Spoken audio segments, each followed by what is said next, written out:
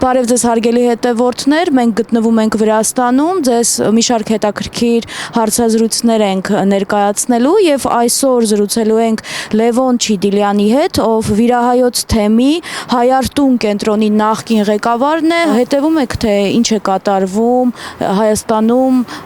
մայր եկեղեցու շուրջ, ինչ կարող եք ասել, մանավանդ որ ակտիվ ներգրավված է նաեւ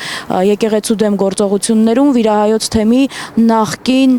ղեկավարը առաջնորդը։ Հայ առաքելական սուրբ եկեղեցին միակ պաշտոնական ներկայացուցիչն է համասփյուր հայության, որովհետև մենք համայնա աշխարհի բոլոր անկյուններում ապրում ենք եւ միակ ռեալ պաշտոնական ներկայացուցիչը հայ առաքելական եկեղեցին է, որտեղ մենք ունենք օրինական գրանցված թեմեր, որը պահում է նաեւ հայ ազգի շահերը Սփյուռքում։ Ցավոք սրտի Հայաստանի Հանրապետությունը չի կարող ներկայանալ համասփյուր հայության որպես պաշտոնական ներկայացուցիչ տարբեր առիթներով եւ սուբյեկտիվ եւ օբյեկտիվ, որովհետեւ շատ անգամ եթե Հայաստանի Հանրապետությունը միջամտի այս կամ այն պետության մեջ ինչ որ հայերին վերաբերում է, դա կարող է ընկալվել որպես ուրիշ պետության ներքին գործերի մեջ միջամտելը։ Բայց մեր առաքելական եկեղեցին իրավաբանորեն իրավունքն ունի, եթե որևէ հայի իրավունք կամ որևէ հայ վտանգի առջև է կանգնած, ինքը կարող է իր օրենքով, թեմի օրենքով բարձրացնի այդ հարցը եւ տեր կանգնի իր հավատացյալին։ Իսկ ինչ վերաբերում այսօր փորձում են այդ ամենը զրկել հայ ազգից։ Ուզում են սահմանափակել, այսինքն տիեզերական հայ առաքելական եկեղեցին փորձում են դարձնել մի փոքր մարզի եկեղեցի, որը անընդունելի է, անընդունելի։ Այդպիսի քայլեր հայ առաքելական եկեղեցու դեմ փորձեցին արել Նիկոլայ II-ը եւ Վլադիմիր Ուլյանով Լենինը։ Նույն ձև, որպեսզի զրկեն հայ առաքելական եկեղեցուն համաշխարհային ներկայացուցիչ լինել հայ ազգին։ Եվ մենք գիտենք ինչ հետևանքներ բերեց այդ արշավները մեր մայր եկեղեցու դեմ, ցարական ժամանակ 1903 թվականին տխրահարճակ հայ եկեղեցու գույքի բռնագրավման օրենքը ինչպիսի արավիրտներ բերեց, որտեղ հիշեցնեմ, որ հայ առաքելական եկեղեցին ցարական ժամանակ միակ պաշտոնական հայ ազգի ներկայացուցիչն էր, որ 300 դպրոց էր պահում, այսինքն հայ մանուկը հայերեն լեզու սովորում էր եկեղեցու շնորհիվ, որտեղ այդ դպրոցները կառավարում եւ ֆինանսավորում էին հայ առաքելական եկեղեցու կողմից եւ այդ օրենքի գործելու ժամանակ դադարեցին գործել նաեւ այդ 300 հայկական դպրոց, այսինքն հայր երեխայից հայ լեզուն խլեցին, այսինքն արվում էր դրա համար, որպեսզի տանեն հետակա ավելի լայնամասշտաբ ուծացման մեր ազգի։ Նույնը փորձեցին անել նաեւ բոլշևիկները եւ ինչպես գիտեք բավականին մեծ, այսպես ասած, ճակետների մեջ հաջողության հասան, որովհետև մենք փաստորեն Խորեն Մուրադբեկյան կաթողիկոսի սպանությունից հետո 8 տարի չենք ունեցել կաթողիկոս։ Միայն երկրորդ համաշխարհային պատերազմից հետո մենք իրավունք ունեցանք, որպեսզի ընտրենք կաթողիկոս, որը դարձավ Գևորգ Չորեքչյանը։ Իսկ ինչ վերաբերում է մեր թեմի նախկին առաջնորդին, ասեմ, որ նախկին առաջնորդը բավականին շատ լավ գործեր էր արել մեր թեմում, բայց այս քայլից հետո ինքը զրոյացրեց բոլոր այն լավ գործերը, որ ինքը իրականացել էր մեր թեմում։ Ցավոք սրտի, ես չգիտեմ ինչ է կատարում, ցավոք սրտի պետք է ասեմ, որ այդ իր քայլով նա ինքը վիրավորեց մեր վիրահայերից, բոլոր վիրահայերից, որտեղ մենք տասնյակ տարիներ իր հետ աշխատել ենք եւ շատ հարցերում իրեն աջակցել ենք։ Նույնիսկ այն ժամանակ, որ ինքը իրեն դեմ մեծ ճնշումներ էին առաջանում տարբեր կողմերից, շատ անգամ օբյեկտիվ, շատ անգամ սուբյեկտիվ, մենք կանգնում ենք համայնքով իր կողքին։ Եվ այսօր ինքը դավաճան է նաև մեր համայնքը։ Ուր ասած մեր համայնքը, մեր ամբողջ եկեղեցու, մեր ամբողջ ազգին այս տիրադավ շարժումը հարված է ոչ միայն կոնկրետ մայրաթորին, ամբողջ հայ ազգի դեմ ուղղված պայքար է։ Եվ ես ցավում եմ, որ հայ առաքելական եկեղեցու բարձրաստիճան հոգևորականները գիտեն, թե եկեղեցին մեզ համար, աշխարհասփյուր հայության համար ինչ է։ Ես ասացի, որ հայ եկեղեցին մեզ համար պաշտոնական մեր ազգի ներկայացուցիչն է ամեն տեղ։ Խոսեցիք Վազգեն Սրբազանի վերաբերյալ բազմաթիվ հայտարարություններ կային այն մասին, որ ինքը պարզապես վիրահայոց թեմից փախուստի է դիմել պայմանավորված իր իսկ վարքագծով, որը առաջացրել է համայնքի վրդովմունքը, ցասումը, դուք փորձեցիք դրականի մասին խոսել, բայց կան բազմաթիվ նաև այլ հայտարարություններ կապված նրա գործունեության հետ, նրա հարաբերությունների հետ, այստեղ ադրբեջանցիների հետ նաև։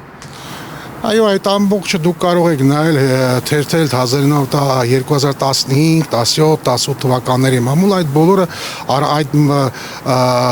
տարբեր խմբեր, տարբեր հանցանքների մեջ էին մեղադրում Վազգեն Սրբազանին եւ եկել էր հասունացել էր այն ժամանակը, որ միակ ճիշտ որոշումն էր, որպեսզի ինքը լքի մեր թեմը, որտեղ ինքը փաստորեն լքեց մեր թեմը, որովհետև այնպիսի սարսափելի իրադարձություններ են արդեն կատարում, որովհետև հանրությունը, հասարակությունը մեր մոտ բաժանվել էր 3-4 մասի էր բաժանվել, եւ շատ ճիշտ լուծում էր, որ ինքը այստեղից գնաց եւ մենք հուսով էինք, որ ինքը կարող է ապաշխարի եւ ավելի նվիրական գործ ծառայի հայոց եկեղեցուն, բայց տեսանք, որ չէ, այդ մարդը չի ապաշխարել եւ ավելի վտանգավոր է դարձել մեր հայ ազգի համար եւ հայոց եկեղեցու համար։ Իսկ ինչպիսի պատմությունների կիզակետում է այստեղ եղել, ասած դրա մասին բերեք ես դրա մասին չխոսեմ, որովհետեւ մենք արդեն մեծ պատիվ է, որ մենք այսքան շատ խոսում ենք Վազգեն Միրզախանյանի մասին։ Իր համար մեծ պատիվ է, որ մենք այսքան խոսում ենք իր մասին։ Դուք միշտ հետաքրքրված եք եղել նաև Վրաստանում հայկական ժառանգության պահպանության հարցերով, ինչպես նաև դրա բաղկացուցիչ մաս կազմող, ահռելի մաս կազմող եկեղեցիների։ Հիմա կոնկրետ տեղեկատվություն կար, որ եկեղեցիների հետ կապված վերանորոգման համար գումարներ են տրամադրվել վրացական իշխանության կողմից, բայց դրանք նպատակին չեն ծառայել։ Այս մասով ինչ կարող եք ասել։ Այդ ֆինանսական չարաշահումների մասին մարդիկ սկսեցին դեռ բարձրաձայնել 2012 թվականից, որովհետև այն ժամանակ սկսվեց վերանորոգությունը Սուրբ Գևորգ եկեղեցու, մինչև դա նաև նմանատիպ թեմաներ էին բարձրացնում որոշ մարդիկ Սուրբ Էջմիածին եկեղեցու վերանորոգության ժամանակ, Հայարտուն կենտրոնի կառուցման ժամանակ։ Այդ ամեն ինչը ինչքանով է հաստատված, ես չեմ կարող ձեզ վստահաբար ասել, բայց մարդիկ կային հաստատում էին եւ ասում էին, որ իրականում մեծ ֆինանսական խախտու չարաշահումներ են եղել։ Իսկ ընդհանուր առմամբ հայկական համայնքում ինչպես են վերաբերում մայրաթոռի դեմ, վեհափառի դեմ սանձարձեցված գործողություններին։ Մեր համայնքում շատ ինչպես բացատրեմ, որ ավելի հեշտ լինի, վիրավորված են մարդիկ, նսեմացված են, իրենք զգում այն ամենի նայելով, ինչ կատարում է մայրաթոռում։ Որտեղ մենք բոլորը զավակն ենք մայրաթոռի, հասկանում եք, եթե մենք այսօր հասել ենք որպես հայ եւ կանք Վրաստանում որպես հայ եւ ես ձեզ հետ հայերեն եմ խոսում, դա միանշանակ մեր եկեղեցի շնորհիվ է, հասկանում եք, եւ այն ահավոր երևույթը, երբ որ արշավեցի մայր աթոռի վրա, ինձ թվում է մեծամասնությունների աչքերը բացվեց, որ խոսք չկա բարեփոխման մասին։ Սա մեր եկեղեցու հերթական ոչնչացման ընթացքն է, ինչպես ժամանակին իրականացրեցին Նիկոլայ II եւ Վլադիմիր Լենինը։ Շատերը փորձում են նաև զուգահեռներ անցկացնել այն, ինչ տեղի ունենում Հայաստանում, նախկինում Վրաստանում տեղի ունեցած զարգացումների հետ, ասվում է, որ այստեղ էլ փորձ է արվել դուրս գալ եկեղեցու դեմ, բայց դրանք ի վերջո հաջողությամբ չեն պսակվել։ Ինչպիսի արձագանք էր տվել հանրությունը տեղի,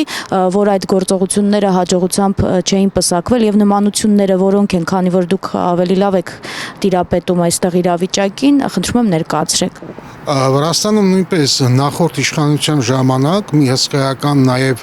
ալիք առաջացավ վրացուղապար եկեղեցու դեմ, բայց փառք ու պատիվ մեր եղբայր վրաց ժողովրդին 100 հազարավոր նվիրյալ վրացիներ եկան ի աջակցություն իրենց մայր եկեղեցու։ Ես չեմ չափազանցնում, մի քանի 100,000 մարդ Վրաստանի տարբեր անկյուններից եկան Թբիլիսի։ Եվ այդքան բազմությունը տեսնելով արդեն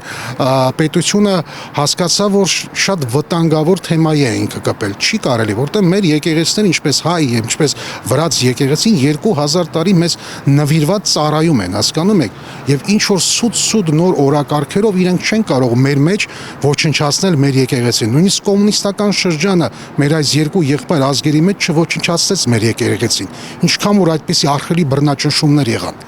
Ես ասեմ ավելին, որ մենք նույնիսկ Թբիլիսի մեր հավատացյալները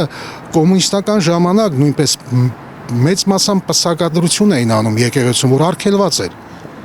Պսակադրվել են, կնքել են իրենց եկեղեցի երեխաներին։ Հասկանում եք, այն ժամանակ նույնիսկ այն բռնաճնշման, ահռելի բռնաճնշման ժամանակ մենք նվիրված ենք եղել մեր եկեղեցում։ Եվ ես ճիշտ ասած զարմացած եմ, որ հայ հասարակությունը չի հասկանում այդ մեր եկեղեցու դերը։ Դա մի կողմից կարելի հասկանալ եւ սուբյեկտիվ եւ օբյեկտիվ պատճառներով, որովհետեւ սուբյեկտիվ պատճառներից մեկը, որովհետեւ 70 տարի միայն վատն է խոսվել մեր եկեղեցու մասին, որովհետեւ կոմունիստական շրջանում մեր եկեղեցին հավասարազոր էր մի թշնամական կառույցի, հասկանում եք, այդպես էր ներկայացել եւ սերունդները դաստիարակվել են այդպես եւ այսօր շատերը նաեւ այդ սերունդների մի մասը կենթանի է։ Բայց դժվար է ասել, որ Հայաստանում հաջողությամբ է պսակվում օրինակ Փաշինյանի եւ իրեն միացած, ինչպես հանրության շրջանում ասում են, տիրադավ եպիսկոպոսների քաղաքականությունը, որովհետեւ այնուամենայնիվ մենք տեսնում ենք, որ եկեղեցի ասպատակության ժամանակ իրեն ուղեկցում են ուժայինները, սեփական թիմակիցները, այսինքն դժվար է ասել, որ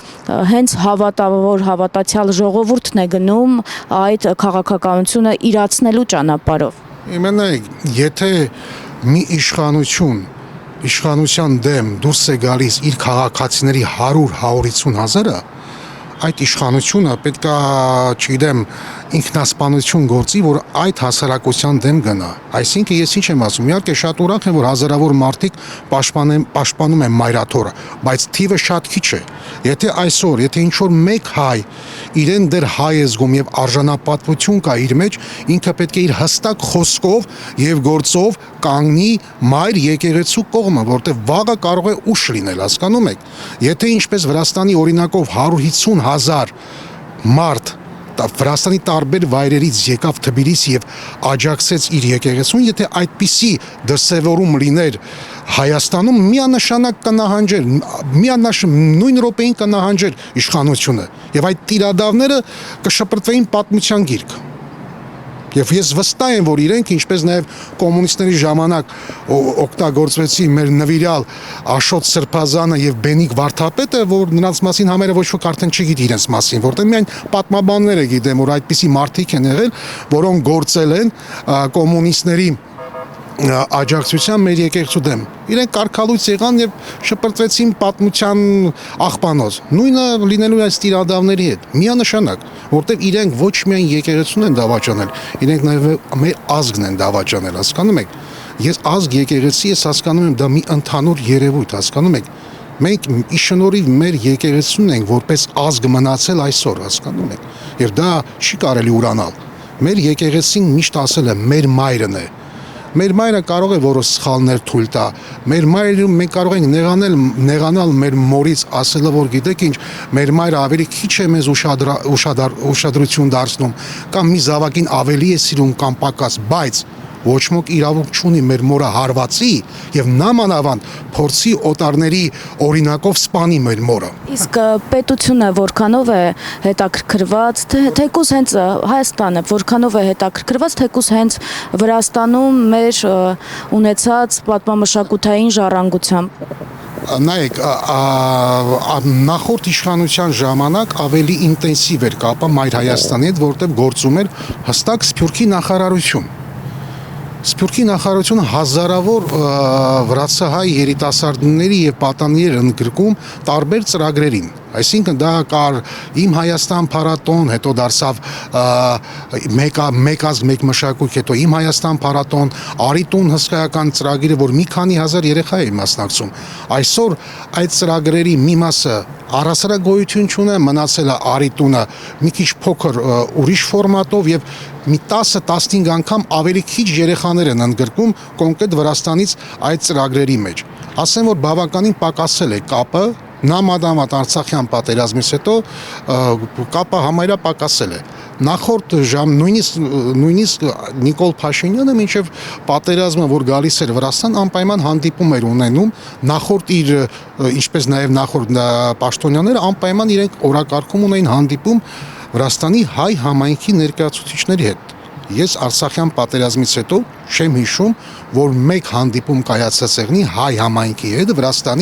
Հայաստանի բարձրաստիճան պաշտոնյաների հետ։ Ասեմ ձեզ, որ տարեկան մի քանի բարձրաստիճան Հայաստանի Հանրապետության պաշտոնյաներ են գալիս պաշտոնական այցով Վրաստան, բայց վերջին 6 տարին այդպիսի հանդիպումներ չկան։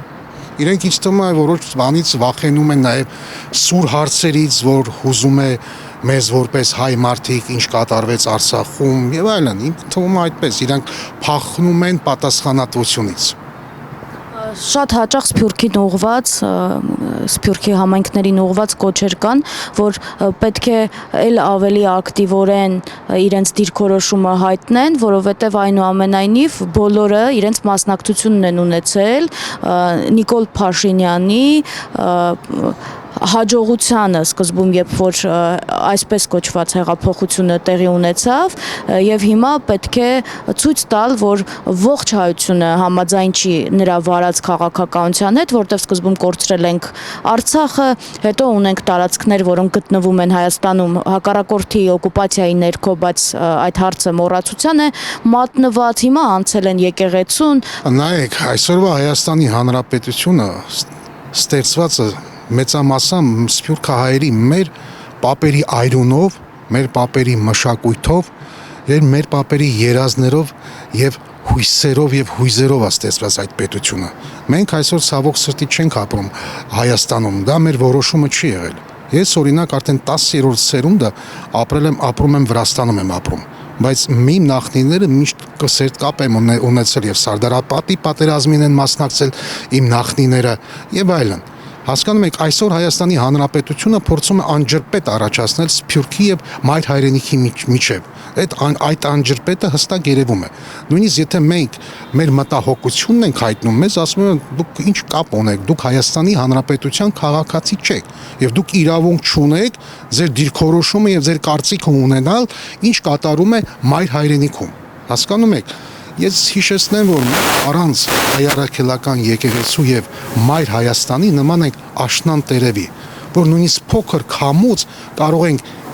անդառնալի ոչնչանալ եւ ինչքան հեռանում ենք մենք այս անջրպետը մայր Հայաստանի հետ Սփյուռքի համայնքների միջև ավելի ուծացումը մեր մոտիկանում է։ Ինչ թվում է այնպիսի տպավորություն է, որ հատուկ է արվում, որպեսզի այս կապը հստակ խզվի